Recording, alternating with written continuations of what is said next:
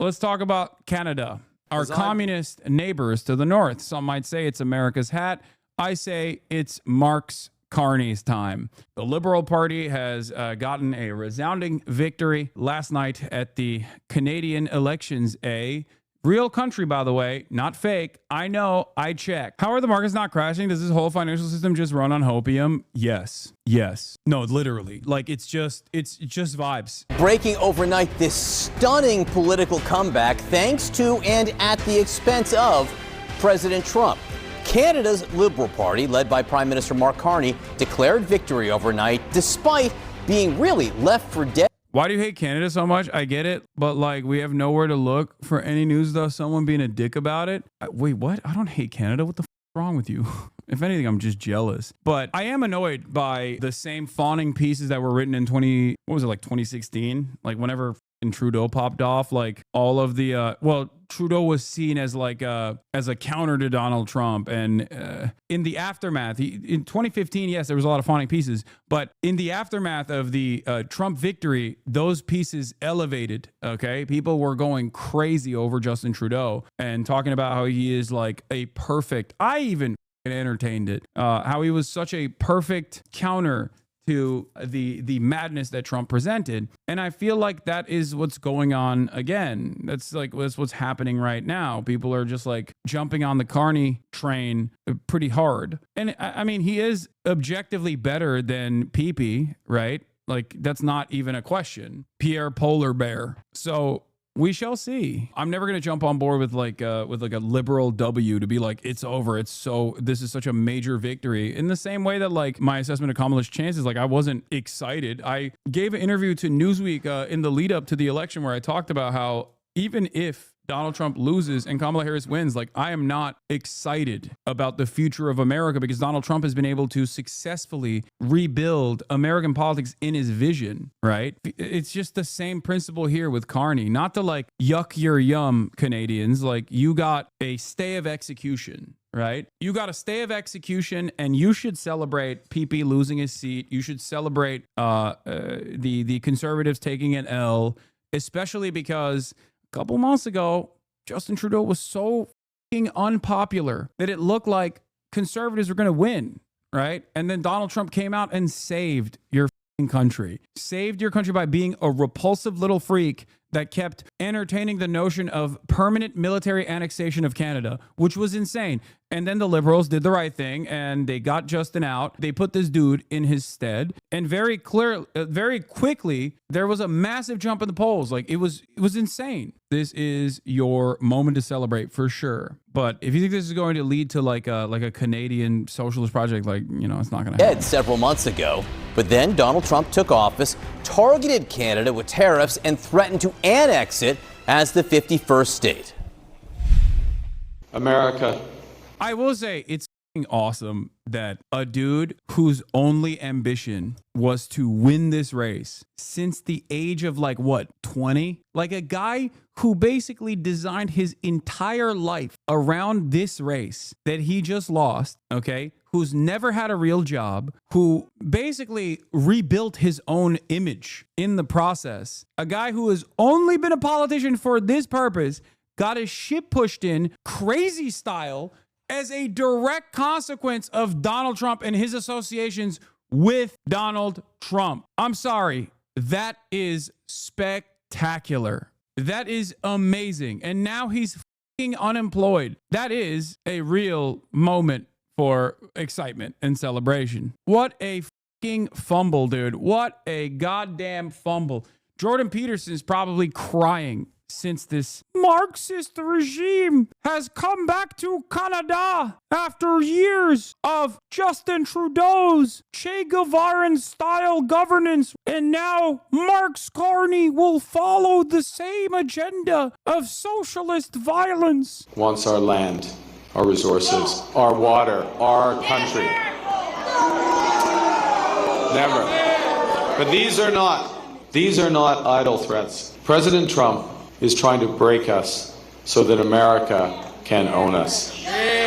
Pierre PP went from fully guaranteed to be prime minister to losing his own fucking seat. Insane turnaround. Excellent. Excellent turnaround. You will never catch me not celebrating a conservative dickhead taking the fattest L of all time. Okay. That is something that I will always be on board with. I will always celebrate that. I'm petty as I don't give a shit. That will never, ever happen.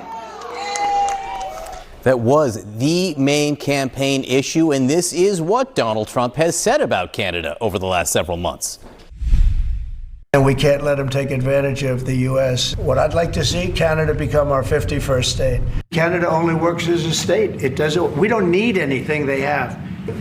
If you look at a map, they drew an artificial line right through it between Canada and the U.S. If we make it in the United States, we don't need it to be made in Canada. We'll have the jobs. That's why Canada should be our 51st state. So when I say they should be a state, I mean that. I really mean that. Because we can't be expected to carry a country. I do like the OCAN. Borders are scars against the face of the earth. All borders require the violence of their maintenance. Folks, we must abolish borders. No gods, no masters, and no more borders. Folks, believe me, have you read this book? They're calling it the bread book. They're saying there's no end to exploitation until full appropriation. We must take over all of the lands that are owned in the hands of private capital. No more enclosures. Kropotkin.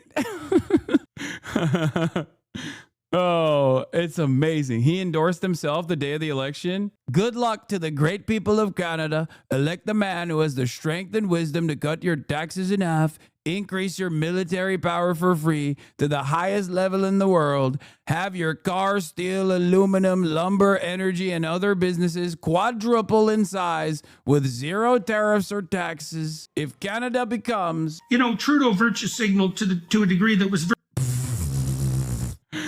If Canada becomes the cherished 51st state of the United States of America, no more artificially drawn line from many years ago. Look how beautiful this landmass would be. Free access with no border, all positives with no negatives. It was meant to be. America can no longer subsidize Canada with the hundreds of billions of dollars a year that we have been spending in the past. It makes no sense unless Canada is a state. Pierre Poilievre on January 1st, 2025. RIP Canada. Liberal accomplishments. Worst housing affordability ever. Skyrocketing national debt. Rampant inflation. Homelessness in 10 cities. Violent crime rates soaring. Hell yeah, baby. That's right. The Liberal Party is going to continue making every Canadian homeless. Canada, right? It's a beautiful thing. I think we're going to have to keep it for the 51st state. I call him Governor Trudeau. It's quite literally like all of this stuff is directly the reason why Mark Scarney won. Oh my God. I keep saying Mark Scarney. It's going to stick. It's like when I said Keir Stalin. Keir Stalin, Mark Scarney. That's right. Karl Marx Scarney. More like Mark Scarney. Folks, it's happening. Canada is becoming a part of the CCP. That's right. They are Chicom. The Liberals in Canada were losing big until our president kept mocking Canadians, our neighbors and close friends. He made Canadian Liberals great again. John, this was so history-making that when you speak to pollsters, they talk about not having seen this kind of party resurrection in modern political history in almost any democracy around the world. Think about that. And that was because the man, Prime Minister Mark Carney, met the moment with what? His resume. He's not exactly the most charismatic campaigner, but Canadians put their faith in him in order to bargain, to negotiate with Donald Trump. And I want to talk about something else as well, something that will reverberate in many different countries right now going forward as they all face the Trump administration. Mark Carney harnessed that anger, that betrayal that Canadians felt every time the president spoke about a 51st state or Governor Trudeau, which of course was the man that Mark Carney took over from. He harnessed that. He stiffens spines, he talks about sacrifice, and he's getting Canadians ready for what will be a tough negotiation with the president. Listen. When I sit down with President Trump, Liberals to the north, Mexicans to the south, Trump can't imagine a worse world. Yeah, the difference is I think he hates liberals more than he hates Morena. So he likes Claudia Sheinbaum. He has said that he respects Claudia Sheinbaum on numerous occasions. I think part of that is because she plays ball.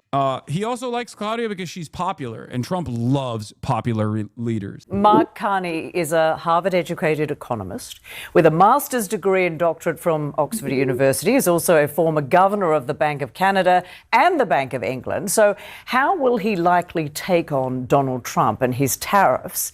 And how will he prevent a recession in Canada? Bro. Well, that's remarkable. Canada is so fucking libtarded, by the way. Like, the idea of like, oh, we have a smart banker who's not gonna fuck up the economy. It's like classic. You don't need to have just a smart banker to not do Trump, okay? It's the smart bankers that created the economic instability that led to Donald Trump. Make no mistake, okay? It is all the smart and efficient bankers that deregulated finance, that unleashed the markets, if you will. Make no mistake. But that's not Carney, you moron. Canada did not go into economic depression when the States did in 2008 because of him. No, it's the same school of thought across the board. It's just a defensive posture towards deregulation, even though from what I've seen of Carney's own words, he seemingly is against that. Anyway, once again, not enough robust or viable alternatives, and you get Mark Carney, also known as Marks Carney, also Mr. Pro-China apparently, so